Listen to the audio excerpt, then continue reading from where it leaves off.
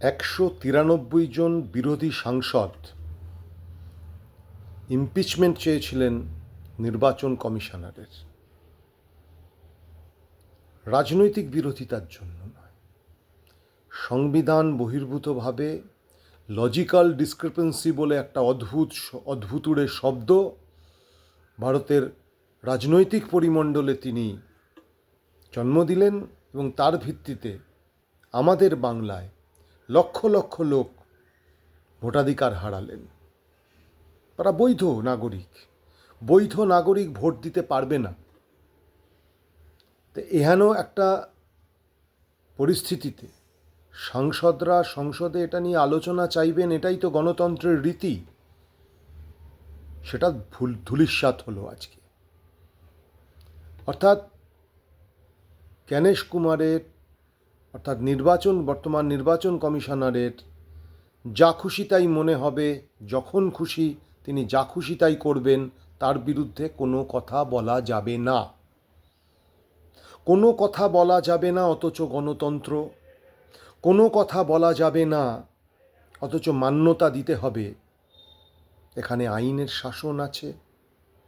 কোনো কথা বলা যাবে না, কোনো সমালোচনা করা যাবে না বিজেপির 240-এর সরকার, একটা সরকার, সংখ্যালঘু সরকার, 240টা তার আসন রয়েছে। সংযুক্তভাবে একে তাকে ধরে বিভিন্নভাবে সে 272 পার করে সরকার চালাচ্ছে।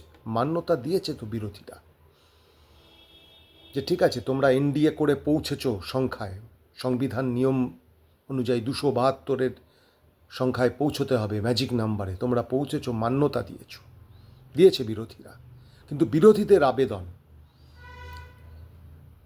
দলমত নির্বিশেষে বিরোধীরা যখন আলোচনা চাইলেন, ইমপিচমেন্টের আবেদন রাখলেন, বাতিল হয়ে গেল। তার বিরুদ্ধে মামলা করা যাবে না। এবং এই নির্বাচন কমিশন, বাংলায় যে কেন্দ্রীয় বাহিনী এসছে তাদের আচরণ বা তাদের বিরুদ্ধে, তারা যদি কোনো অন্যায় কাজ করে, অসাংবিধানিক কাজ করে, কোনো আইন বিরুদ্ধ কাজ করে, তাদের বিরুদ্ধে কোনো এফআইআর করা যাবে না। উনি কি নিজেকে রাষ্ট্রপতির ওপরে ভাবছেন?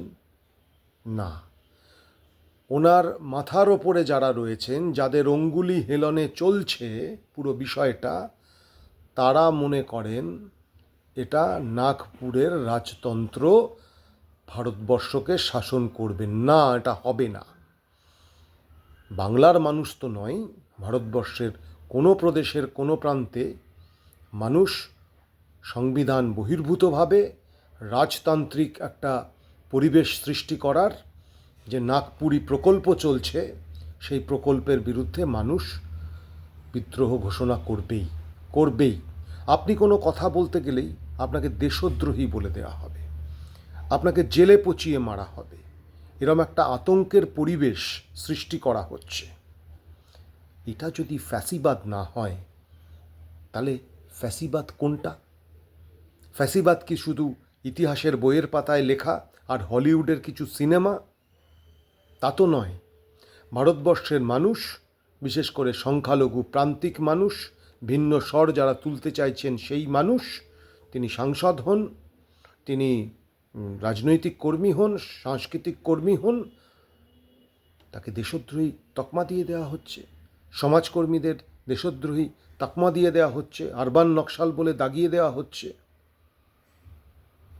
এই যে একটা অসহ্যকর অগণতান্ত্রিক পরিবেশ তৈরি করেছে আরএসএস বিজেপি, এটা হচ্ছে তাদের প্রকল্প।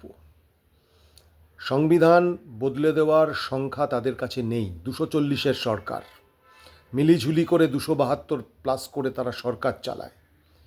কিন্তু তারা জোর জবরদস্তি, গায়ের জোরে, মন মর্জি তারা সরকার চালাচ্ছে, প্রশাসন চালাচ্ছে, দেশ চালাচ্ছে।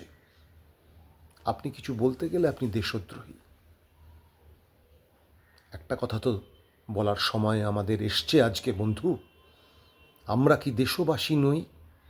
আমরা কি তুচ্ছ উড়োক হই? আমরা কি জলে পড়েছি, নাকি সব ভেসে এসেছি? এই বাঙালির রক্তে একদিন ভারতবর্ষ স্বাধীন হয়েছিল। এই কথাটা স্মরণে রাখবেন। যারা আজকে মনে করছেন যে তারাই শেষ কথা বলবেন, ইতিহাসে শেষ কথা বলে মানুষ, গণমানুষ, গণমানুষ ঘুমন্ত সিংহ। আপনারা তাকে খুঁচিয়ে জাগাচ্ছেন, পরিণতি আপনাদেরই পেতে হবে। আপনারা দেখছেন গণমঞ্চ বার্তা ইউটিউব চ্যানেল। আমি সুশান রায়। আমাদের চ্যানেলটি আপনারা সাবস্ক্রাইব করুন, লাইক, শেয়ার, কমেন্ট করুন, বন্ধুদের মাঝখানে ছড়িয়ে দিন। ধন্যবাদ।